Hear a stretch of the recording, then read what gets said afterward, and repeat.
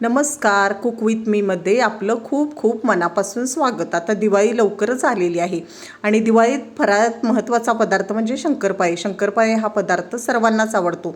तर चला आपण पाहूया आज शंकरपाळे कसे करायचे. अगदी जिभेवर विरघळणारे, अगदी खुसखुशीत योग्य प्रमाणात मी आपल्याला शंकरपाळे दाखवणार आहे. यासाठी आपण घेतलेला आहे अर्धा किलो मैदा. हा 4 वाटी मैदा आहे, वजनी अर्धा किलो आहे. पाऊण वाटी तूप घेतलेलं आहे, हे तूप वजनी 100 ग्रॅम घेतलेलं आहे आपण.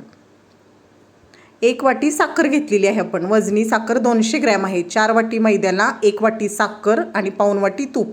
पाणीही आपण याच वाटीच्या प्रमाणानं घेणार आहोत, 1 वाटी पाणी. चला तर आपण आता पाहूया कृती. 1 वाटी पाणी आपण घेतलेलं आहे. आता या एक पातेल आपण घेतलेलं आहे, त्या पातेल्यात आपण साखर ओतून घेतलेली आहे. 1 वाटी साखर, 200 ग्रॅम साखर आहे ही. आता 1 वाटी पाणी आपण त्या साखरेत घालणार आहोत. हे पाणी आपण गरम न करता साखर या पाण्यात आपण विरघळून घेणार आहोत. साखर विरघळायची सुरू आहे आपली. साखर पूर्ण विरघळलेली आहे पहा. आता ही पाऊण वाटी तूप आपण एका भांड्यात गरम करणार आहोत. पाऊण वाटी तूप, वजनी 100 ग्रॅम तूप आहे हे. आता आपण हे तूप गरम करणार आहोत. हे बघा, धूर येईपर्यंत तूप आपण गरम केलेलं आहे. तुपाच्या ऐवजी आपण तेलही वापरू शकतो. दुसरा व्हिडिओ मी तुम्हाला दाखवलेला आहे. आता मैदा पण एका परातीत ओतून घेतलेला आहे. त्यात चिमूटभर मीठ आपण टाकलेले आहे. आता हे कडकडीत जे तुपाचं मोहन आहे ते आपण मैद्यात घालणार आहोत. हे बघा, अगदी धूर येईपर्यंत तूप कडक झालं होतं, ते आपण मैद्यात घातलेलं आहे. ते गरम असल्यामुळे आपण चमच्याने एकसारखं करणार आहोत. हे पहा, आपण एकसारखं करून घेतोय. तूप खूप गरम आहे. आता आपण हाताने एकसारखं करायचं आहे. दोन्ही हातावर मैदा आपण चोळून एकसारखं करूया. हे एकसारखं आपण केलेलं आहे. आता आपल्याला हे प्रमाण परफेक्ट तुपाचं आहे का हे पाहायचं आहे. त्याच्यासाठी आपण काय करायचं, मूठ वळायची आपण त्या मैद्याची. हे बघा, मुटका झालेला आहे, गोळा आपला तयार झालेला आहे. म्हणजे आपलं हे प्रमाण अगदी परफेक्ट आहे. तुपाचं प्रमाण जास्त झालं तर काही वेळेला शंकरपाळे फसतात. आता ही साखर जी विरघळलेली आहे ती आपण बघत बघत ओतायची. एकदम पाणी आपण ओतायचं नाही. थोडं थोडं पाणी घेऊन आपण मळून घ्यायचं आहे पीठ. एकदम ओतू नका. एखाद्या वेळेला पातळही होऊ शकतं. आपलं परफेक्ट प्रमाण आहे तरीसुद्धा एखाद्या वेळेला जास्त होण्याची शक्यता असते. हे पहा, थोडं थोडं करून आपण पीठ मळून घ्यायचं आहे. बघत बघतच पाणी होता. एकसारखं आपण मळून घ्यायचं आहे. शक्यतो ढिलं, अगदी ढिलं नको, थोडं जरा ढिलं पीठ मळा. सैलसर पीठ राहू दे, कारण तूप असल्यामुळे ते आळलं जाते आणि लाटताना आपल्याला त्रास होतो. त्यामुळे जरासं ढिलं मळा.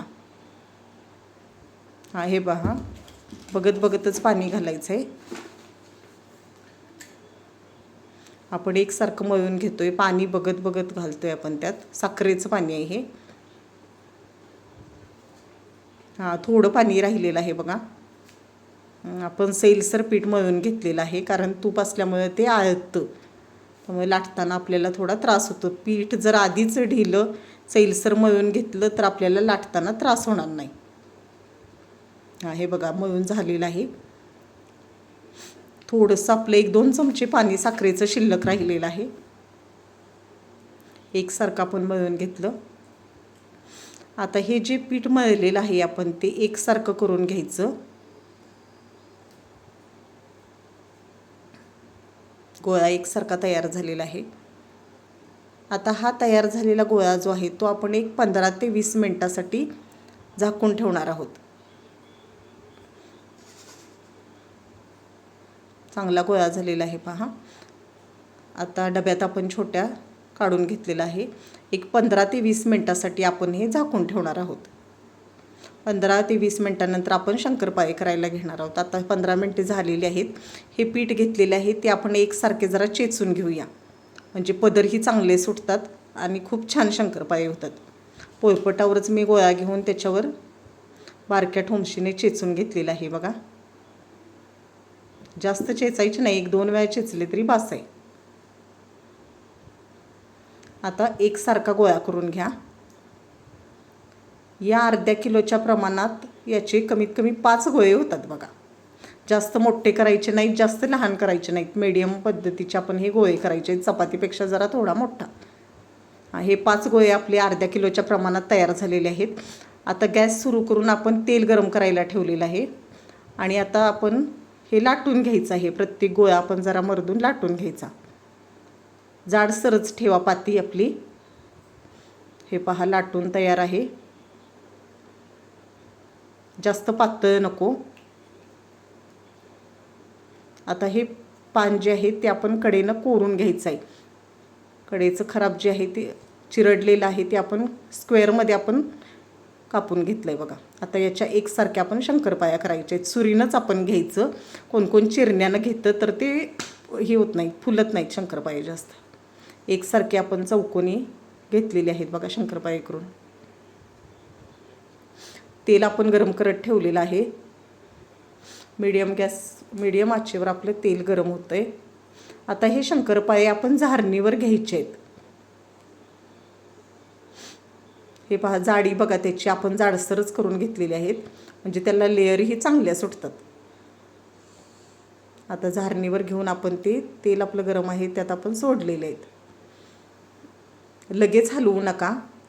15-20 सेकंदानंतर हलवा तुम्ही खालून, शिस्तीत हलवा. तेलात झारा खालून हलवून घ्यायचा, त्यामुळे चिकटले जात नाही. तेल गरम असल्यामुळे शंकरपाळे सुट्टे होतात. मीडियम फ्लेमवर आपण तळून घ्यायचे आहेत. हे बघा बिस्किट कलरवर आपले शंकरपाळे तयार झालेले आहेत.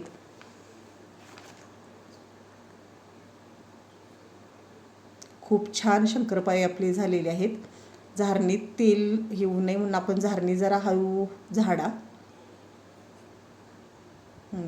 छान आपले शंकरपाळे तयार झाले बघा.